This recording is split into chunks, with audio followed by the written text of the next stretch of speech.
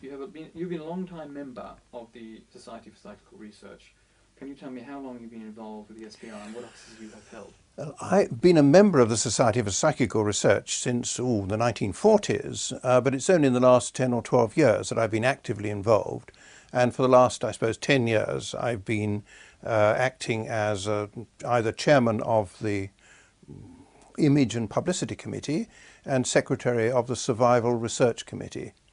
Now, the Survival Research Committee is involved in encouraging research into aspects of the survival of human consciousness after death and into mediumship, which of course is associated with it.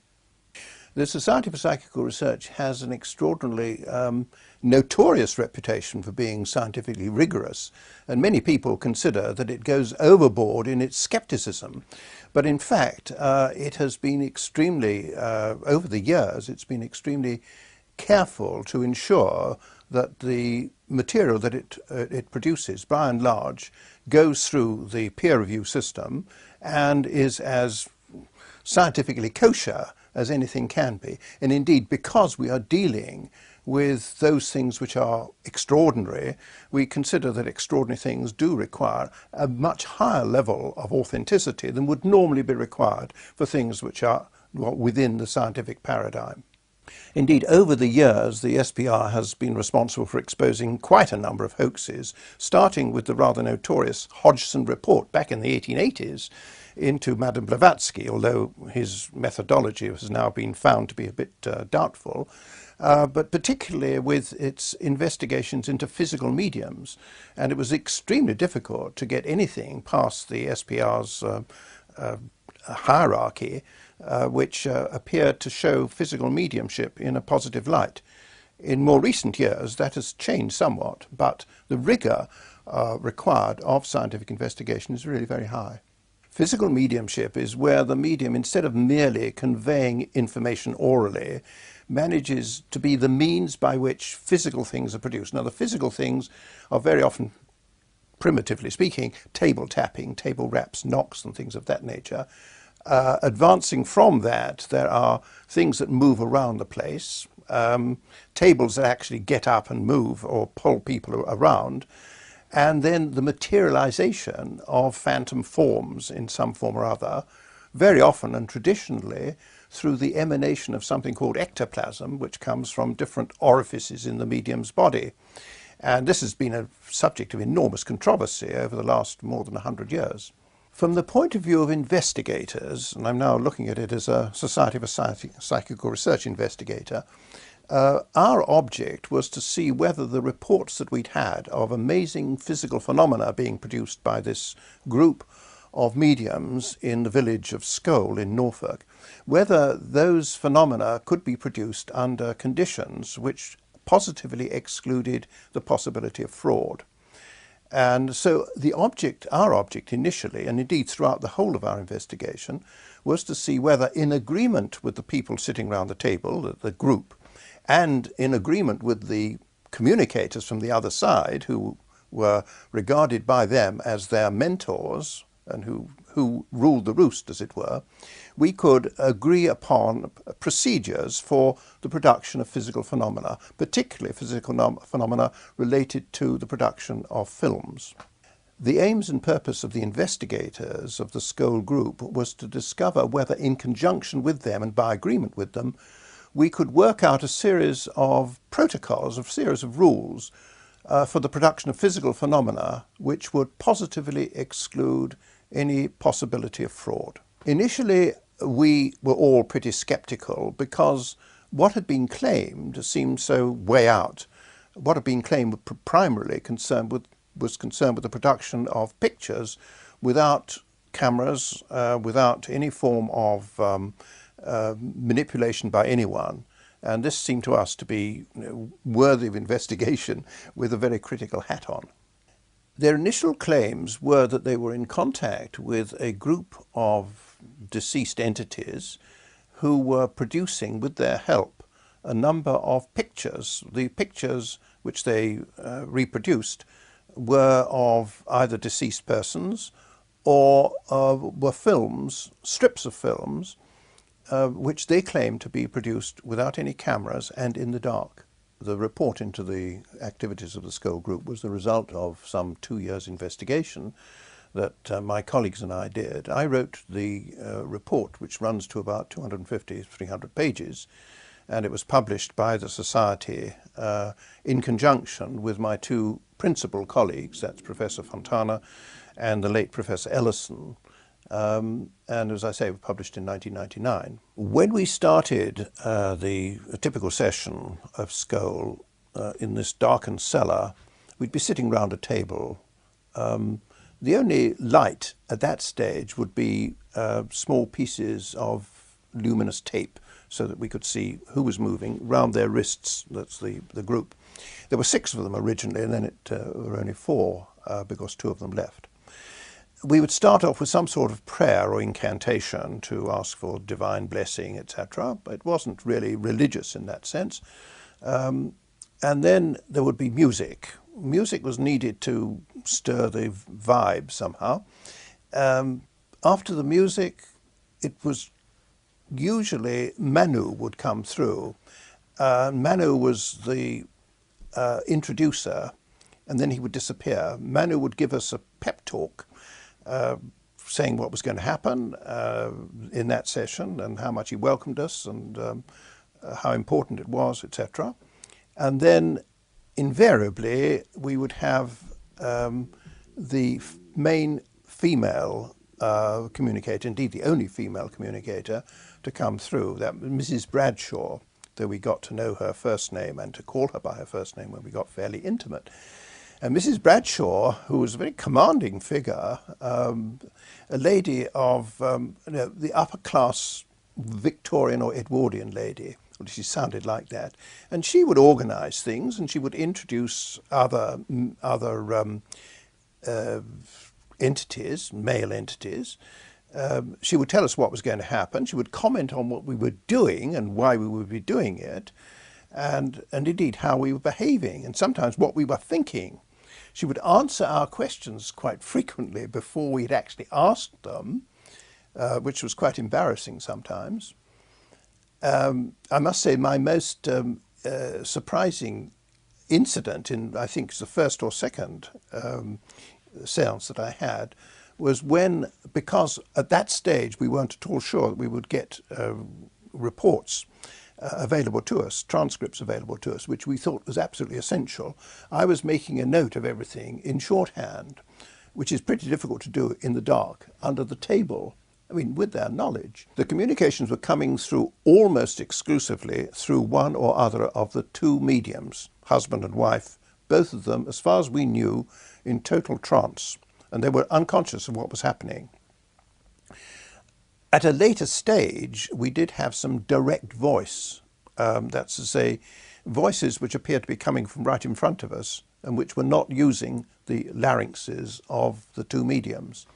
However, this is something which was certainly our very strong impression, but we couldn't prove it one way or the other, so we tended to rather disregard these distinctions.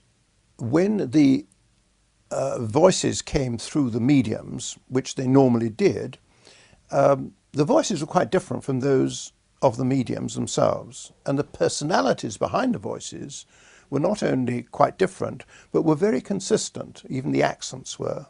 And we began to recognise, it was very easy to recognise the female one because there was only one, and she was very, very idiosyncratic. The ones coming through the male medium, there were several different ones. They all had distinctive voices, although I found it more difficult than some of my colleagues did to determine who was who. But there were several of them over the period of the year, and some of them had specialities. There was one very obvious one, Raji, who was described himself as a mad, dead Indian, and who would make jokes and had a very characteristic, rather schoolboy sense of humour. And he would have an interchange with the female medium, with the female communicator, Mrs. Bradshaw. Mrs. Bradshaw was really the woman in charge. She was the sort of major domo-ess, as it were, ushering people in and out and telling us who was going to come and who wasn't going to come. We don't exactly know, because it's all in the dark, exactly when the mediums do go into trance. In fact, we had no means of proving that they were in trance. But all the indications are that, unless they were lying, they were in trance. And they went into trance apparently quite quickly.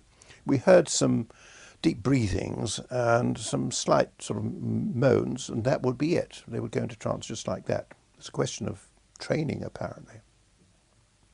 And they would gradually come out of trance at the end of the session, and it was rather important that they should do so slowly, because if we switched on the lights suddenly, that would harm them. The leading character was undoubtedly Emily Bradshaw. She, I suppose, was sort of 60% of what came through, but there were others with various names.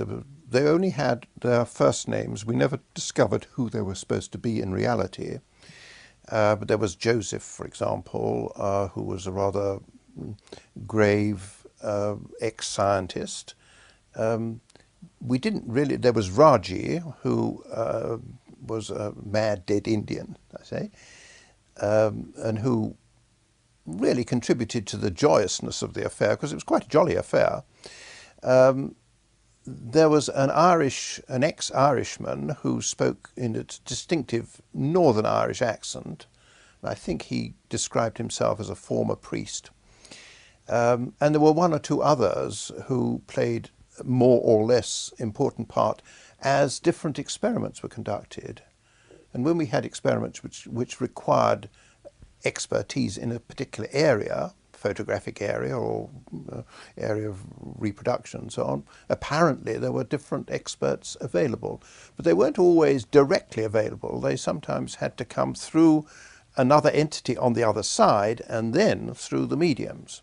So there was scope for misunderstanding and misrepresentation.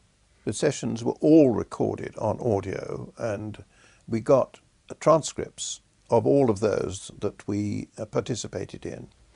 And these transcripts were pretty lengthy, but they were an important part of our investigation procedure, because we didn't want to rely upon our memory. The most spectacular aspect, which virtually all of the people who attended the Scole sittings have reported with amazement, were, I suppose, the lights. They would come on fairly quickly. The lights appeared to be animated in the sense that they were intelligently directed and intelligently moving, and would be responsive to our wishes, whether expressed or silent. They would, the lights would be mainly orbs that would move around with incredible speed, sometimes performing all sorts of gyrations in the air, but able to somehow or other be solid enough to make noises when they hit the top of the table, or you could feel them when they landed on our fingers. On one occasion, one of my colleagues, Professor Grattan Guinness, without permission, had the light sitting on his hand and enclosed it. And having enclosed it, he turned his hand over in order to ensure there were no sort of connecting rods or links or wires. And it buzzed around angrily inside his cupped hands. And then when he released it, it disappeared.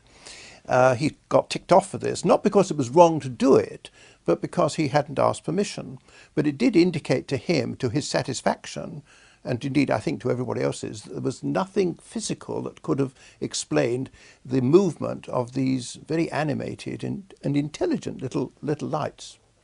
We were never sure exactly what the lights were, except, because obviously we asked questions about it, except that they were animated spirits, but they weren't, as it were, fully formed. They weren't discarnate entities as we understand them. They were somewhere in between, but they were certainly animated, and they were certainly responsive to our wishes. I suppose the example of the lights which was most dramatic for me, and indeed for my colleagues who participated in it, it was a definite experiment. A light appeared and settled on one of the 4 pieces of crystal, about 4 inches long, and it irradiated the crystal, which was sitting right in front of me. The crystal then levitated in front of our eyes. We could see it glowing, and then descended into a Pyrex semi-translucent bowl, such that we could see the light glowing inside the bowl and the piece of crystal there. Then Arthur Ellison, sitting on my right, was invited to pick it up. He picked it up and satisfied himself that it was there and it was glowing, and he put it down again. He was asked right away to pick it up again. He picked it up, or he tried to, and his fingers closed right over it. In other words, he could see, and we could see, the essence of it, but not the reality of it. It had dematerialized. Then he was asked to pick it up again, and it rematerialized in his hand. Now, this dumbfounded him. This is what Arthur Ellison, after years and years of investigation, finally convinced him that this was real, because it couldn't have been faked in any way. And he had his head right over the top of the bowl in order to ensure that no hand or no instrument could interfere with it. Then the experiment was repeated because I wanted to do the same thing. I could hardly believe it. And exactly the same thing happened with me. And then on my left was David Fontana, and Professor Fontana insisted on having his go too, and it was repeated a second time.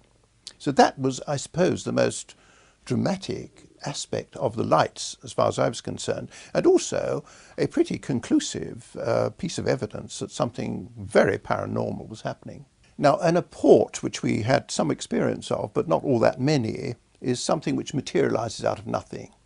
The most amusing one was where we had a bet with the entity that an experiment would fail. She said it would win, the experiment would work, and she bet us half a crown, an old-fashioned coin, that it would work. It didn't work, and we teased her about it. And the next session started with Manu saying, "Hold on a moment, we've got something for you." There was a big clang, which shouldn't have taken place because it was later found on the floor, which was carpeted, and we subsequently found a half crown as payment for her debt. And she said triumphantly, as this coin rattled to the ground, we couldn't see it, "Debt paid." That was an apport, and I've still got it here. It was amusing, but it was also quite significant. Of course, it could have been faked, because we don't attribute too much to that. But if you take all of these things together, the possibility of faking becomes steadily less and less possible.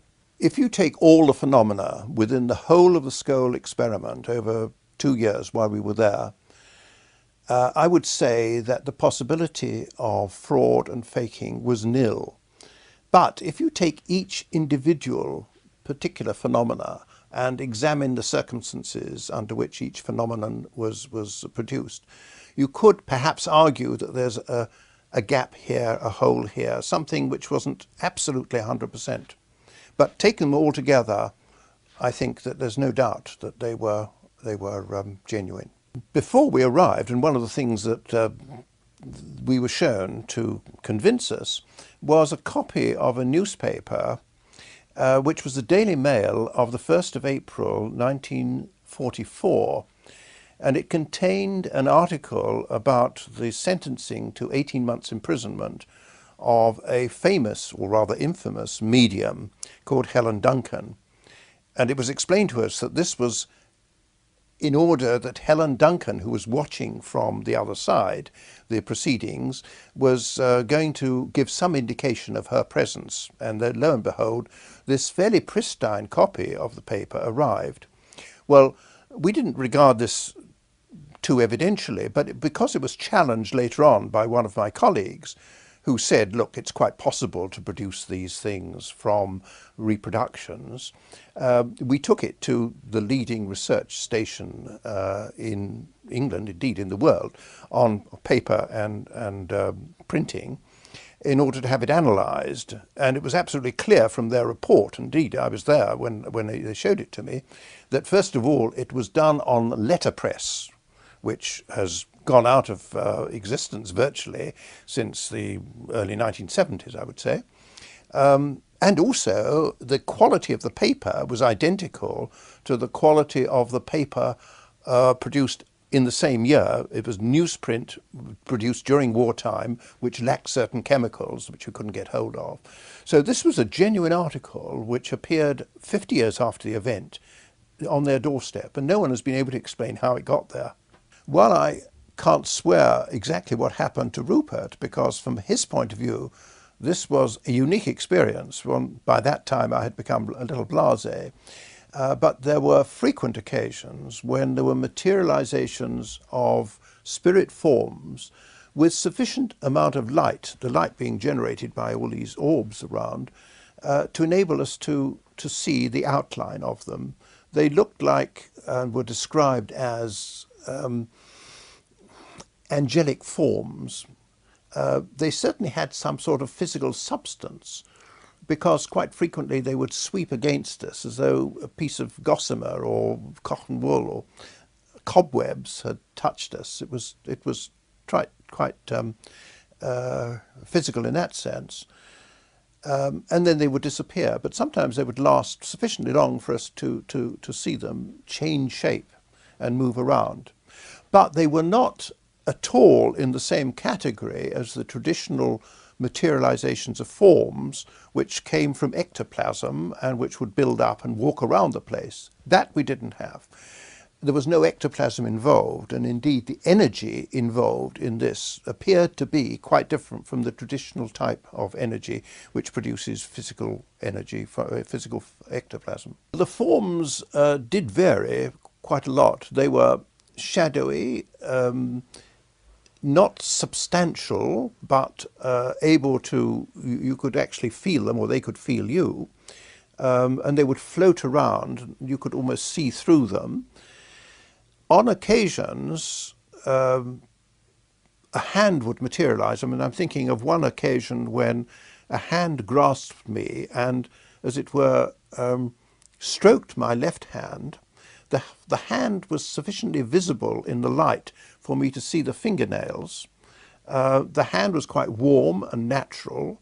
I wanted to ensure that, of course, it wasn't a hand that had been produced artificially or someone was stretching over the table. It was in such a position that it couldn't have been produced from any normal source. I was told who the hand belonged to, actually.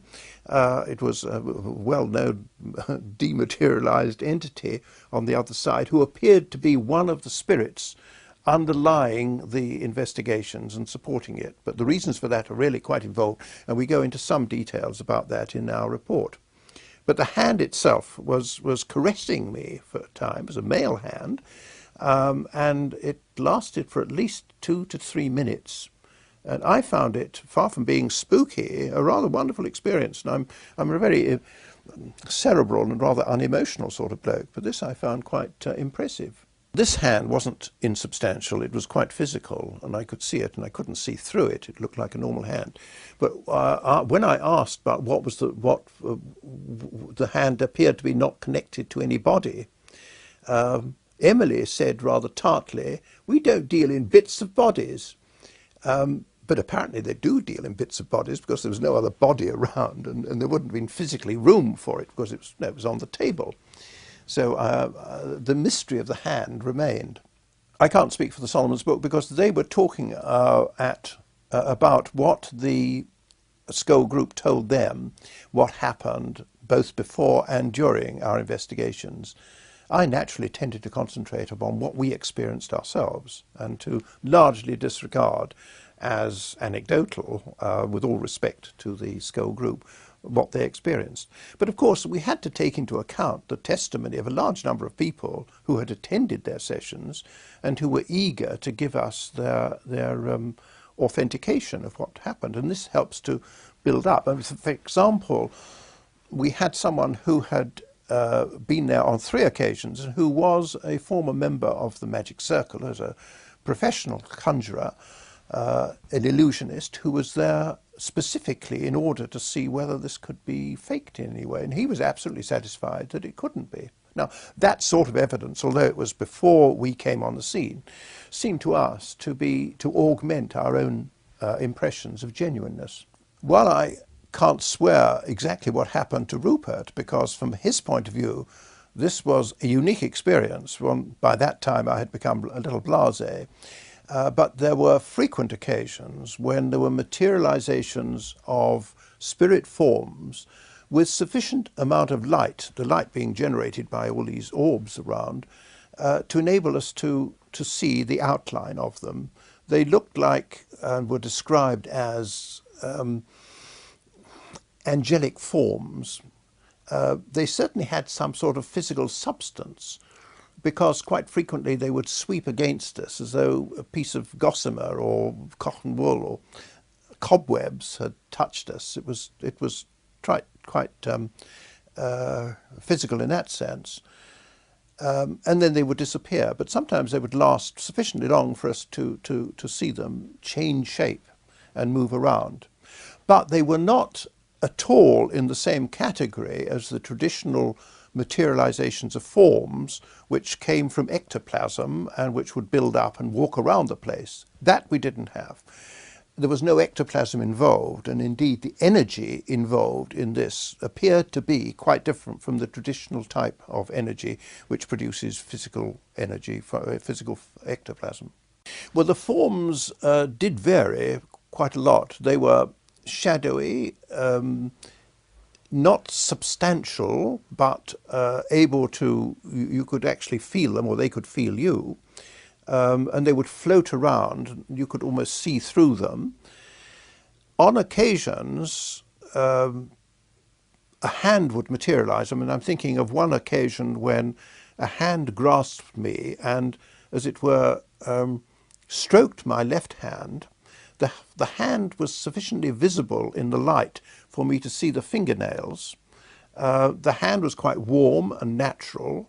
I wanted to ensure that, of course, it wasn't a hand that had been produced artificially or someone was stretching over the table. It was in such a position that it couldn't have been produced from any normal source. I was told who the hand belonged to, actually. It was a well-known dematerialized entity on the other side who appeared to be one of the spirits underlying the investigations and supporting it. But the reasons for that are really quite involved, and we go into some details about that in our report. But the hand itself was caressing me for a time. It was a male hand, and it lasted for at least 2 to 3 minutes. And I found it, far from being spooky, a rather wonderful experience. And I'm a very cerebral and rather unemotional sort of bloke, but this I found quite impressive. This hand wasn't insubstantial, it was quite physical, and I could see it, and I couldn't see through it. It looked like a normal hand. But when I asked about the hand appeared to be not connected to any body, Emily said rather tartly, "We don't deal in bits of bodies." But apparently they do deal in bits of bodies, because there was no other body around, and there wouldn't have been physically room for it because it was on the table. So the mystery of the hand remained. Our main object was to produce these films under conditions which eliminated any possibility of hoaxing. So we would buy the film ourselves. We would load it either into a box or into a container, a security bag, depending on how we proceeded, the protocol changing rather from experiment to experiment. And then immediately afterwards, if it was, as it usually was, Polaroid film, we would take it out of the box or the bag ourselves so that no one else touched it, and then develop it ourselves in a special machine. And we could see then what the strips of films contained. On the assumption that they were able, or someone was able, to get hold of a sealed box and somehow or other manipulate it so that you could take out the film and put in another film which has already been prepared, and then seal the box again, all in the dark and without our knowledge and without hearing anything peculiar and so on. We found this hypothesis extremely improbable, and it presupposed an ability to manipulate a sealed box which had been padlocked in the dark, by people who we were watching all the time and who had identification labels on their wrists. So I wouldn't say it was impossible. Nothing's absolutely impossible, but extraordinarily unlikely that this could have been done. But in other cases, there was no possibility because it was held in our hands all the time. We think there was no possibility in those cases where the box, little tub containing the film, was put in a box. The box was held in the hands of the experimenter so that no one could get at it, no substitution was possible. And then the experimenter would take it away and develop it himself in front of other people in the special gadget which Polaroid had provided for developing 35mm films. That we thought was as foolproof as anything could be. It became quite clear that there was a learning curve on the part of the Spirit team, as there was on our part, because it was an interchange, groping forward to see what they could do, because they couldn't do everything we wanted. They wouldn't do it in the light, for example. They wouldn't have infrared. So we had to devise a protocol which would satisfy them, but also satisfy us. But there was definitely a learning curve. We persistently asked them to accept infrared cameras, and they said, not yet, we're not ready for it. It would interfere with the vibes, with the energy in some way. From our point of view, we could see no way in which this was likely or could be done. But then again, we don't understand how their method of communication or how their energy works. So we had to accept this with great reluctance. They made, as far as I can recall, no effort to explain in technical terms why that was the case. But on other occasions, they were able to discuss highly technical matters with us, which seemed to indicate a familiarity with technical matters which were sometimes quite beyond my competence. The film that we saw had a little diagram on showing how the germanium gadget, as we called it, should be modified in such a way by the introduction of two coils and where the coils were to go, with a little description in writing as to why it was going to enhance reception, and a little squiggle at the end, which we disregarded at the time. But then it occurred to us that this must be an initial. We were told to look at it for that purpose. And then I wrote to the Edison Memorial people in America, and they sent me a copy of one of his letters, which contained his initials, which looked almost identical to the signature on this film. Well, Arthur Ellison, then, having been given these instructions by none other than Edison, duly altered made these modifications. The modifications were introduced, but they didn't work very well. I mean, they improved the reception slightly. The idea was to get a communication on a tape in a recorder which had no microphone in it, so that this would be a clear indication of their communication from us to us.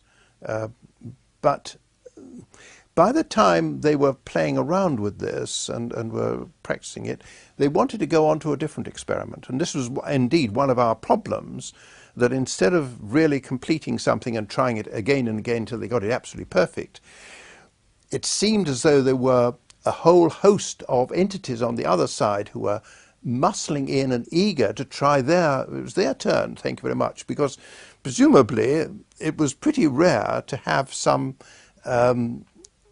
group of people like this who were willing and able to be the instrument of producing these physical phenomena. So that was one of our frustrations. They wanted to move on to some new experiment before we were absolutely sure that we were 100% there.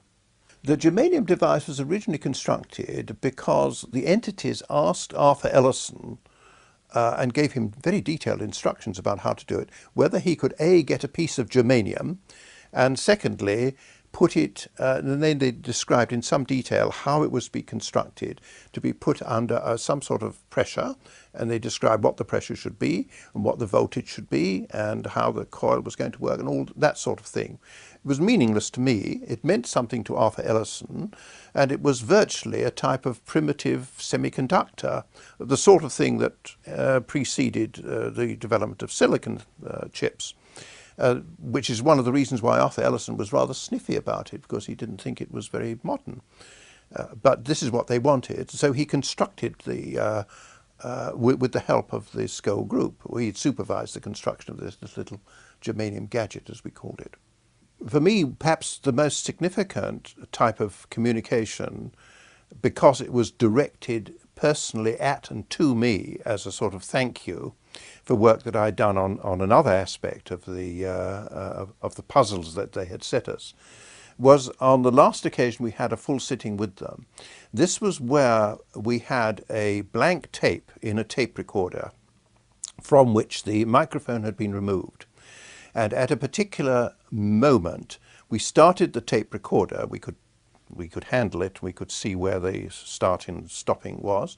And at that time, the whole thing was also being recorded on a normal tape recorder.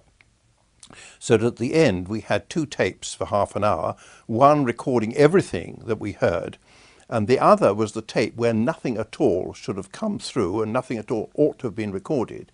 But in fact, there was a recording what I was told would be of significance to me. And it turned out that I soon recognized a piece of music which was very significant for me because it was the first bit of classical music that I ever really knew well, and it had great emotional content. It was, in fact, the second movement of Rachmaninoff's Second Piano Concerto, and it can be readily heard coming through. We heard it all coming through this machine, which had a tape on, which had no normal means of recording anything. And above this, there was a voice-over.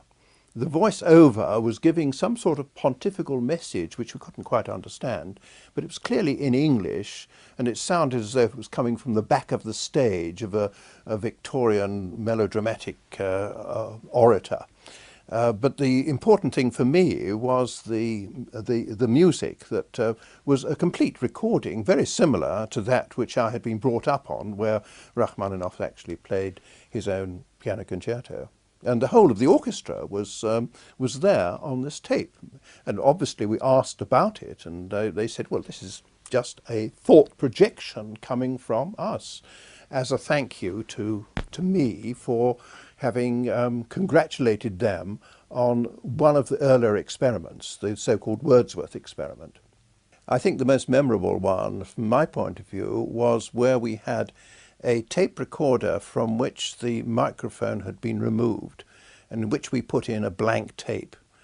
And apparently as a present to me for my hard work, they said that they were going to bring something which was going to be, a music.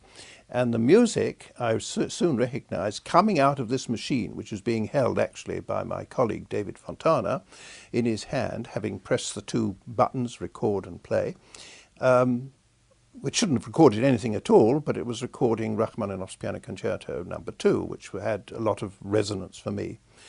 And there was a voice-over on top of it, which one could hear coming through. And this lasted for about 10 minutes or so, and then faded out. There was a lot of white noise too, but it was a very good example of something which shouldn't have been there at all. We didn't actually know when we'd set up the experiment what we were going to hear, but they said before we actually started pressing the buttons and recording whatever was supposed to be coming through, that they were going to do a gift for me, something to say thank you for my hard work. And it was going to be in the form of music, and there was a certain amount of badinage about why I should be given a gift when others didn't, and all that sort of thing. And then we began to hear music coming through the tape recorder with no microphone in it, which was being held by one of my colleagues on my immediate left. And the tape recording was of Rachmaninoff's Second Piano Concerto, which was very meaningful to me. And above this, there was a voice-over that we couldn't quite recognize, but it was at the same time as the whole of this orchestral music was being played. I wasn't myself present when a film with the German poem came up, but the person who was were two close cooperators of ours, Walter Schnittger and his wife. And Walter Schnittger, obviously German, produced this, well, he had the film in a box. The box was sealed, and he subsequently opened it, produced the film with the German message on. The German message was a poem that no one has yet been able to trace. We originally thought it was written by a man called Ruckert, who wrote in the 19th century. It was sort of written in the style of the 1840s, 1850s, Sturm und Drang sort of style. But the actual poem itself was handwritten in a style which was more typical of the way in which the Germans wrote German in the 1920s. So there was a puzzle there. But the film, the poem was regarded by Germans as being very good quality. And we made terrific efforts to find out whether it had ever been published, whether anyone would recognise it. We wrote to all the German professors in virtually all the universities in the country, and also went to Germany for this purpose as well, but no one was able to trace who wrote it or where it came from. Why do the spirits choose to communicate in this particular cryptic manner? And I wish I knew the answer. It could be that they want to pose difficult problems for us, because the more difficult the problem and the more difficult it is to discover the solution to it, the more evidential it appears to be. If it's obvious, if, for example, someone like Napoleon came through and said, yeah, I can prove I was Napoleon, I was married to Josephine, well, everybody knows that. If, on the other hand, some highly obscure person comes through, and that has happened, and they say who they are, and there's absolutely no trace of them, it's not evidential. So you've got to find some way in which, if they want to prove afterlife, and that's the assumption that we go on, if they want to prove afterlife, they must find some way in which they can overcome this dilemma by providing information which is not easy to get at, which is not readily available in the public domain, which shows some sign of intelligence and which is related to them in some way. Now, I don't think that that particular poem quite fits that bill. It was certainly arcane and certainly very specialised and very intelligent, and it did show that someone or other could provide what was regarded as a very well-written poem in German, which went way beyond any possible competence on the part of the Scole Group, if they had been able to fake it. We often asked ourselves why they chose this particular cryptic form of conveying information, and we really don't know the answer. I suppose it is because if they wanted to provide, say, evidence that a particular individual, Napoleon, was coming through, and we wanted to get him to authenticate this, and he said, well, I was married to Josephine. Well, everybody knows that, and he can't tell us anything that isn't in the public domain, so it's not evidential. If, on the other hand, it's someone highly obscure, and no one's ever heard of him, or we can't even trace him, well, that's equally non-evidential. So in a way, the motivation for providing something which is a puzzle, which is difficult to solve, is simply because it is difficult to solve. It isn't readily available. It can't be easily attributable to the person sitting around the table in that seance room. I think it could be argued that there was nothing which absolutely proved the afterlife as distinct from something that's emanating from the consciousness or the unconsciousness of the mediums. We were constantly on the lookout for clues, for things which went well beyond what the mediums were able to do or were likely to be able to do.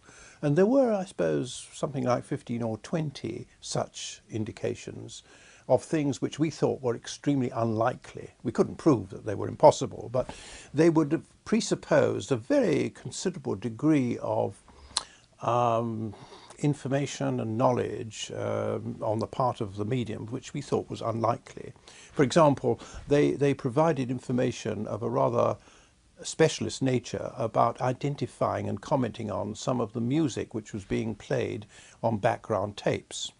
And we thought it very unlikely that any of the Scole Group, or particularly the medium himself, who was not particularly interested in music and knew very little about it, would be able to know. For example, we had, as a bit of background music, one of the commentators said in relation to background music, I should say it was a tape recording of bits and pieces of classical music, in which 2 or 3 bars of classical music melded into another 2 or 3 bars, you know. I disapproved of it rather, but the entity on the other side was commenting on it. And then he made a comment on something which was reversed and going backwards and forwards, or going back from the middle and then you get back to the middle. Something which didn't seem to me to make, didn't seem to anyone to make any sense. And then I realized that what he was talking about was the particular variation of the Rachmaninoff Paganini variations, which is an inversion. Now, not a lot of people know that the inversion is number 18 in the variations. This is a very specialised bit of knowledge. I happen to know it because I'm interested in this sort of thing, but I'm pretty sure that the medium himself didn't know that.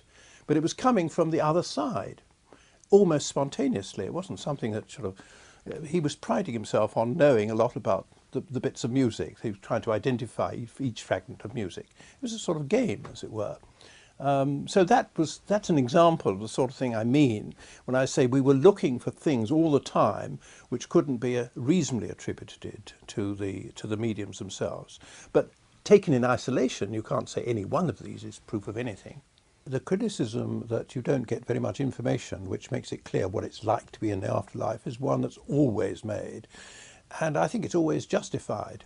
The people on the other side say, look, we live in a totally different world in which we have none of the normal senses. We are just minds, and this is something, and also time doesn't mean anything. But you down here, you earthlings, can't understand this because you don't have the vocabulary, you don't have the conception to understand it because your world is limited by your 3 dimensions. Now, I think that is probably true. It's very irritating, but it's probably true that we can't understand what it's like to be in a world without time, for example. So inevitably, the impression that we get are pretty vague and rather general as to what life is like there. But you see, we were not primarily concerned at that stage to deal with these so-called ontological problems about the nature of afterlife. We were primarily there to get valid information, valid phenomena, which was fraud-free. And then we were going to go on to the more important philosophical questions. We never got to that stage. As far as I know, the photographic material that was produced, strictly speaking, it's not photographic because no cameras were involved, but the films produced were unique. I don't know of any other experiment where this sort of thing has happened. There have been plenty of cases where photography has taken place, where someone's mind has been projected and you get a film, a single film. But strips of film made in these circumstances, in the sort of conditions that we had at Scole, no, there's been nothing quite like that. The assumption or theory is that these pictures were created by a thought process, but the mechanism of it being created on this film is totally unknown. The only alternative explanation is they are all fakes, and I don't believe that there's evidence that that is the case. I think that those pictures can be explained only by imagining that the spirits can project their recollections and images onto a film in some way we can't begin to understand. I can see no other explanation, and I don't understand what that explanation is, of course. The way in which they actually transmit a sound onto a magnetic tape is something which we asked them about and on which we had some explanation.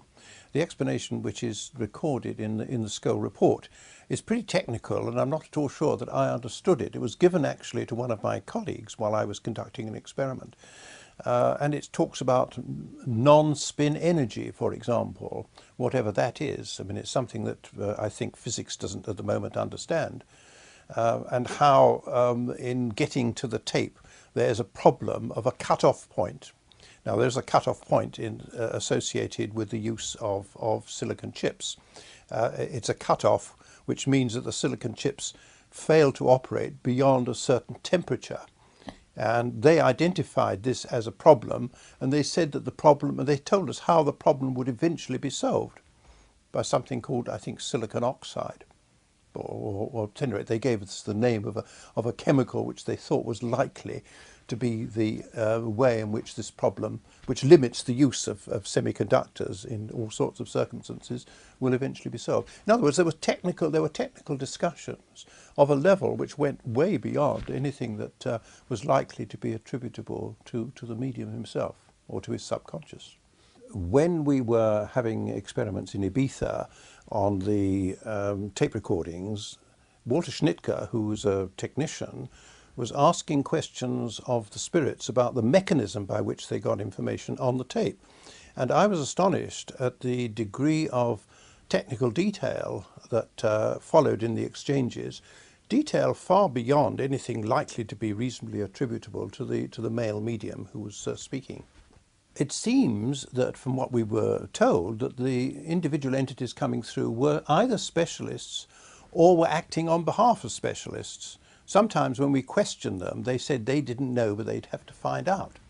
So the answer, I think, is that there were specialists on the other side, and it would be very difficult to explain the variety of things that came through unless there were specialists.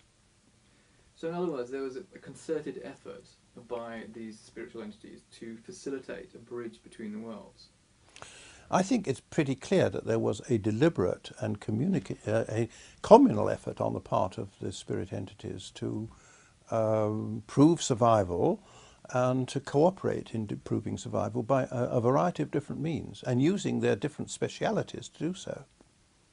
I think the impression that we got from the entirety of our experience was there was a group on the other side, including or with available information from specialists whose anxiety was to find different ways in which they could prove the existence of the afterlife and their ability to communicate intelligently with us. We invited quite a range of different scientists from different disciplines because I wanted to give credibility to the whole of the experiment.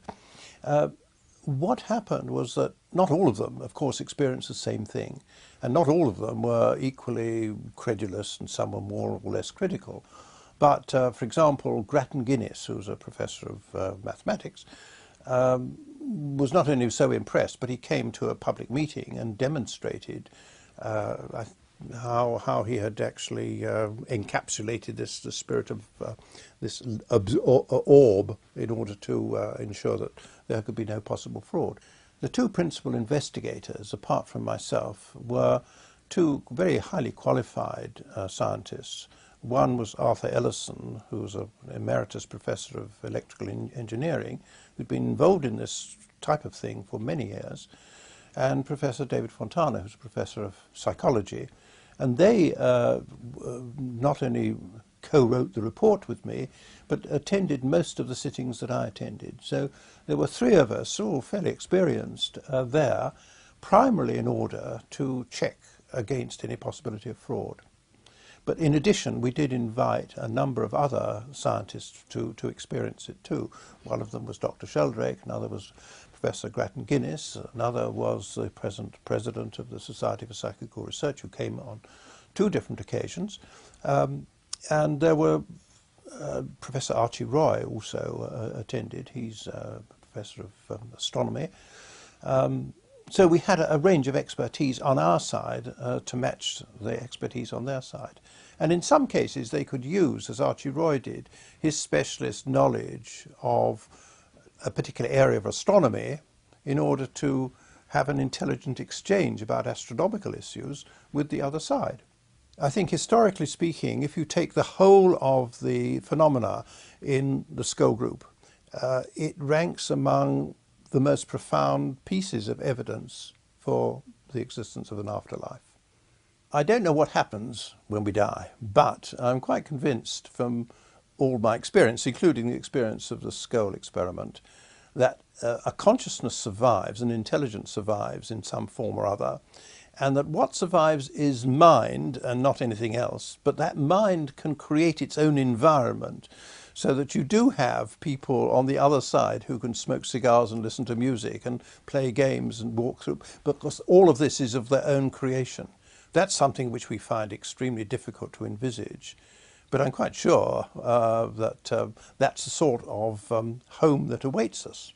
What I'm not at all clear about is the relationship between the individual when he dies and the group consciousness of which he appears also to be a part. I think that at some stage or other our entities merge into a group consciousness on the other side. What happens to it then as it goes off into the light, I simply don't know, nor does anyone else.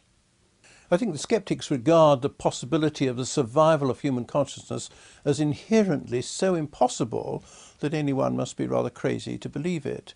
But when you look at the evidence, you have to ask yourself whether you'd be even more crazy not to believe it, or to find some alternative explanation which makes any sort of sense, and I haven't found one.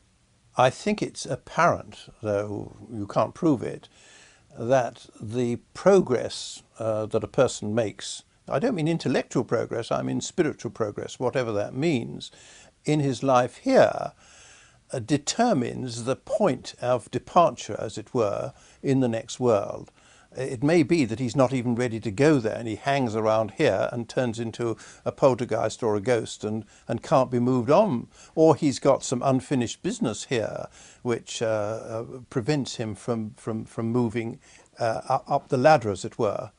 But all the indications are, and all the evidence from the other side, for what it is worth, is that there is a hierarchical structure, and that the idea is that the person, by self-improvement in some way, with help, moves up to a higher spiritual plane. It's not something I may say I look forward to, but this is what I conclude from the evidence that's available. Well, I don't particularly want to have anything other than pure death. Thank you very much. I rather enjoy living here. I cannot envisage really what it's like to be on the other side, and I would rather not believe in survival, but I find it impossible to be intellectually honest and not believe in survival. I mean, whatever we're going to see and experience is something that we can't quite understand or accept now. And there's so many question marks about it that the easier thing to do is to say, well, I don't want to be involved in it, count me out. When I'm dead, thank you very much, that's it. But I don't believe that to be true. I mean, I think that's just a way of running away from the facts. I'm sure that belief in the afterlife ought to have changed the way I live my life, make me a better person. I'm not aware that it has done, actually, but theoretically, at any rate, I'm quite sure that it helps a lot of other people. And it may even help me when I get to old age, which is any day now. One of the odd things about survival experiments and survival information is the almost universal agreement that there is an immediate review of your whole life when you die, and that there's no crime and punishment of the hell and damnation sort, but it's a process of self-revelation, self-education. How that is done and exactly what happens to the individual during this process is, to my mind, a big question mark. Whether he's reincarnated in order to learn more and then goes back again, I don't know. The evidence for reincarnation, I think, is very profound indeed. I think that if we look for consensus on the other side, we are presupposing something which I believe to be false. And that is that once you get to the other side, you're immediately available for all information. All the mysteries of the world are suddenly revealed to you. And I think that it was Myers who said it's as silly to imagine that once we get to the other side, all mysteries are revealed and all knowledge is available to us, as it is to imagine that a small baby born on your world is immediately possessed of an understanding of how the world works. So there is a hierarchy on the other side of people who've just moved over, who just have no more knowledge of what they're about as they had when they were on this side, and are beginning to learn. And then they move on to higher levels of spirituality where they can intelligently answer a lot of the questions that we pose. But maybe they can't answer those questions in a form which is immediately accessible to us, understandable to us. The fear of death is undoubtedly a profound phenomenon among virtually all people. And I think that once a person is persuaded of the evidence in whatever way that there is an afterlife and that consciousness continues, and they can possibly communicate with their deceased ones on this side, the fear of death begins to evaporate. And it may diminish completely. And if that is the case, then it's a complete justification for all the efforts made by people like me for investigating the evidence. I certainly think it can be argued that eliminating or reducing the fear of death by being persuaded that there is an afterlife does or can change people in all sorts of ways. I don't think it's changed me particularly, at least I'm not conscious of it, but by reducing the fear of death and knowing that they can possibly live again or that there's something afterwards, they should become rather less concerned with material problems and more concerned with living a decent life. How do I know that the spirit voices really did come from the afterlife rather than from the mediums themselves? We don't know that. We simply have a number of clues of information which was extremely unlikely to have derived from the subconscious mind or the conscious mind of the medium. And the more impressive those are, the less likely it is that you can say that this is an aspect of mediumship. And the more likely it is, it's an aspect of discarnate communication.